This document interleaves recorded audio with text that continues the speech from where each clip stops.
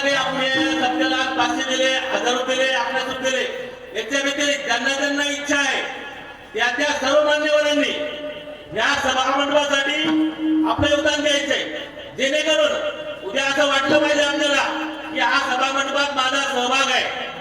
जेणे अयोध्येमध्ये ज्यावेळेस राम मंदिर झालंय, राम मंदिर बांधणारे भरपूर जण होते, पण अयोध्येतल्या त्या कमिटीने असं ठरवलंय की भारतातल्या हर एक गावातल्या हर एक व्यक्तीकडनं पैसे घ्यायचे, म्हणून असं ठरवलं आलं आहे की जेणेकरून आपल्या परिसरातील हर एक माणसाचा सहभाग या सभा मंडपात असला पाहिजे।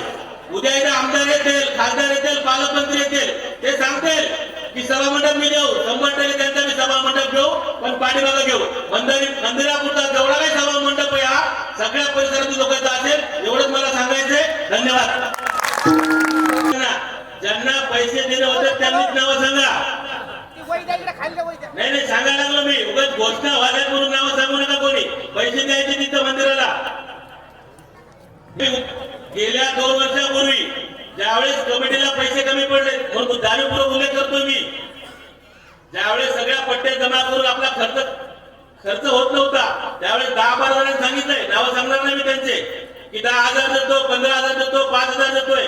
फक्त 3 जणांनी पैसे दिले, बाकीचे पैसे सगळे कमिटीने भरले।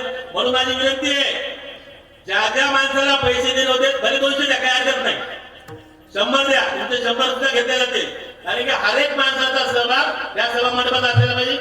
माझी सगळ्या मान्यवरांना विनंती आहे, 2,000 द्या, 5,000 द्या, पण द्या, जे बोलतात ते द्या। तुम्ही असं समजा की आज आपण किराण्यातले 500 रुपये कमी बाजारात होतो, 1000 रुपयाला होतो, ते 1000 रुपये 500 रुपये